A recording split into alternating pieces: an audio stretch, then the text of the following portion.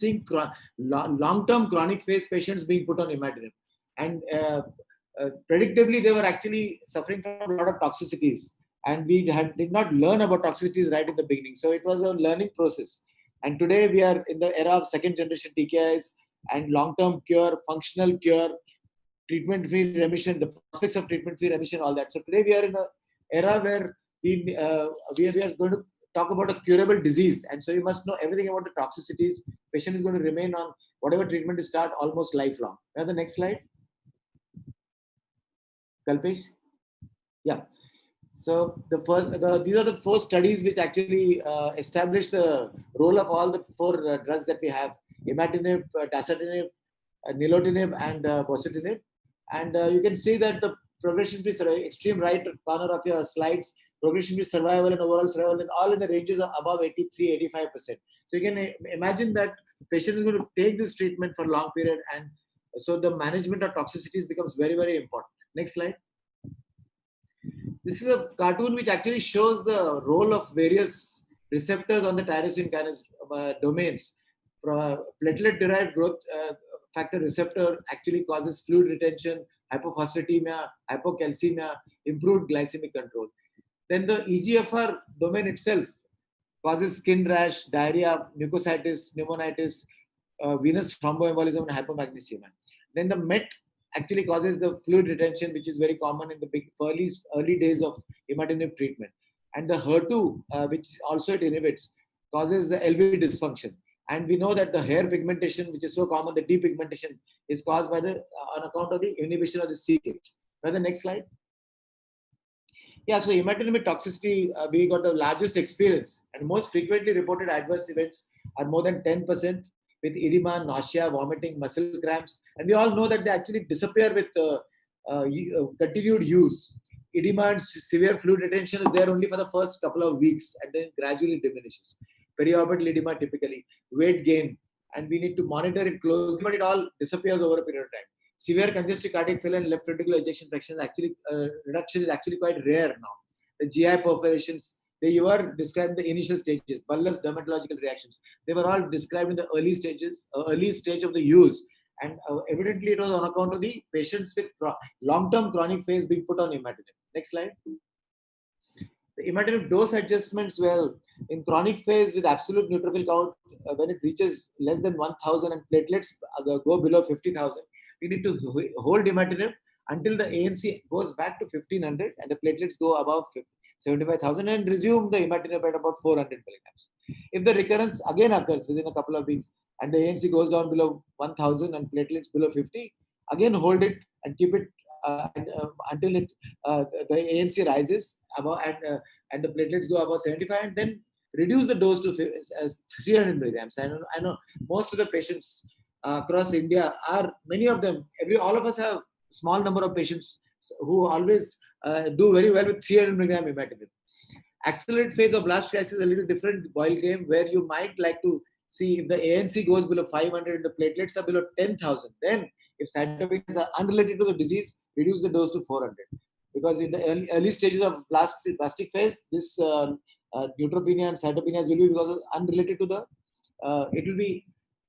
it'll probably be, so we need to reduce the dose. If the cytopenias persist for more than 2 weeks, then you reduce it further to 300. If cytopenias persist for more than 4 weeks, stop imatinib until the ANC again goes above 1,000 and the platelets are above 20,000. Then you might start with a modest dose of 300.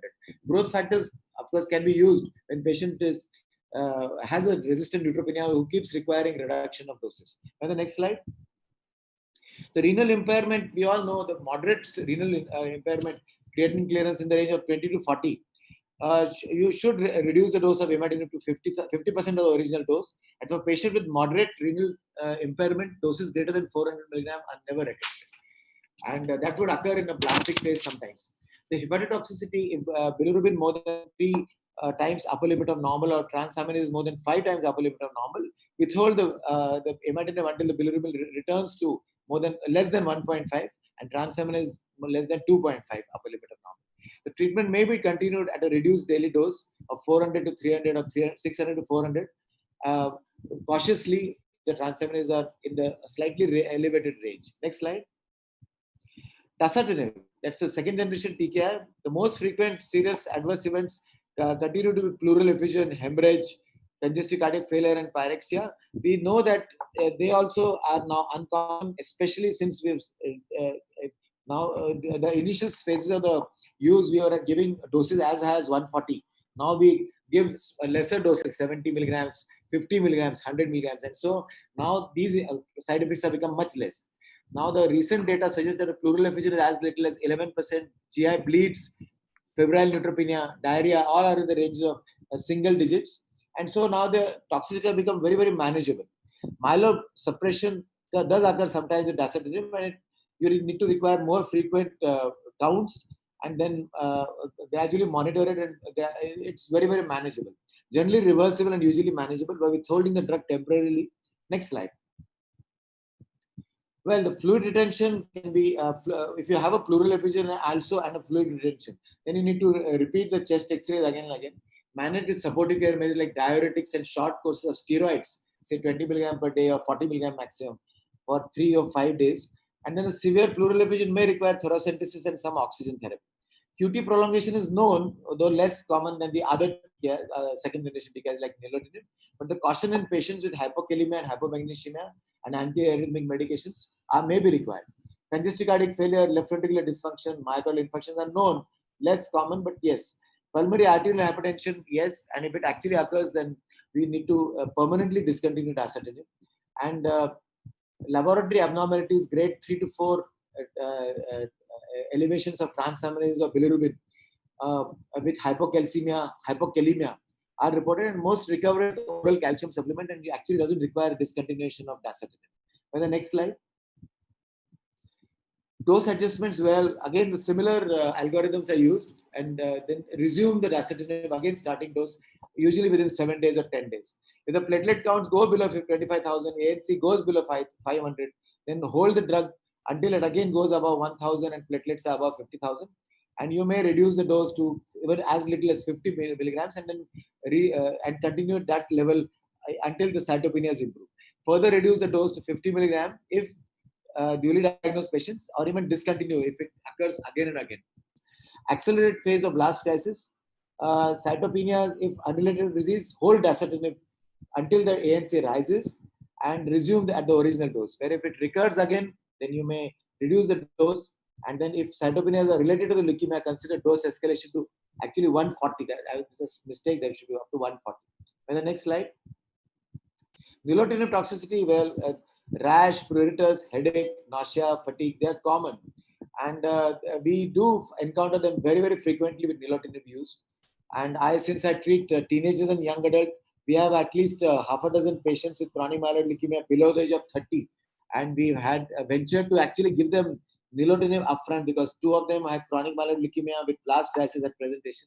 And I'm glad to say that although it was experimental use, or we have had at least 5 of them are doing extremely well with no toxicities, and all of them actually major molecular response. So myelosuppression, well, does occur, but again in the first 4 to 8 weeks of therapy, and then they gradually it actually disappears with continuous use. QT prolongations are known, and 7 days to 15 days after initiation, we monitored them and we continued the nilotinib, and we did not come to grief. We did not have to discontinue the nilotinib. Elevated serum lipase is known much more commonly with ponatinib, but also with nilotinib. And lipase elevations are accompanied by abdominal symptoms, cramps, sometimes distension of abdomen, and it requires interruption of dosage and actually carefully monitoring the patient for pancreatitis. We do not have experience of this, but it's given in the guidelines. Can cause hypophosphatemia, hypokalemia, hyperkalemia, and so on, and even low calcium and low sodium. Correcting electrolyte abnormalities prior to initiating therapy seems to be the way. Next slide, please. The dose adjustments, well, the QTC duration of 480 milliseconds seems to be the cutoff. Withholding Tasigna and analyzing the potassium, magnesium seems to be the key. Resume within 2 weeks at prior dose if the QTC returns to less than 450 milliseconds and to within 20 milliseconds of the baseline. If, however, if it is between 450 and 480 for 2 weeks, then reduce the dose to 400 milligram once daily. If following the dose reduction to 400 milligram once daily, the QTC returns to more than 480, Tasigna should be discontinued altogether. And ECG should be repeated more than every 7 days at any dose adjustment. Neutropenia and thrombocytopenia do occur, and if they go below 1000 and below 50%, then nilotinib and monitoring requires resuming after 2 weeks until the counts recover. If the blood counts remain low for more than 2 weeks, reduce the dose to 400 mg once daily. Elevated lipase and amylase, hold nilotinib. Reduce nilotinib at 400 mg once daily if serum levels return to less than grade 1. May I have the next slide? Prakash, can you wind up last 1 minute, please? Thank you. Yeah, very quickly. The bosutinib, well, GI toxicities and hepatic enzyme elevations are the most likely side effects, and they can change, they can improve with careful monitoring and reducing the dose. May I have the next slide? These are the adjustments. If you have a transaminase raise up to 2.5, resume the dose to 400 mg once daily thereafter. If recovery takes longer than 4 weeks, discontinue bosutinib. If transaminase level more than 3 times upper limit of normal and the bilirubin also is raised, discontinue bosutinib. For diarrhea, you need to monitor closely and then resume at 400 mg once daily. The next slide. So ponatinib is new, and we all know the venous thromboembolism and arterial thromboembolism has been a problem, and we do not have experience of it. But apparently, congestive cardiac failure and thromboembolism have precluded the use. It is getting reapproved, and we do not have experience of it as yet. And the next slide. The dose adjustment is supposed to be between 45 mg down to 30 mg, then 15 mg, then go up again. Next slide. So this is a summary slide which shows that imatinib, how do you monitor the long-term safeties, hematological toxicity. All this has been already discussed. We'll not go to that. Next slide. So there I am, and we'll be open to questions during the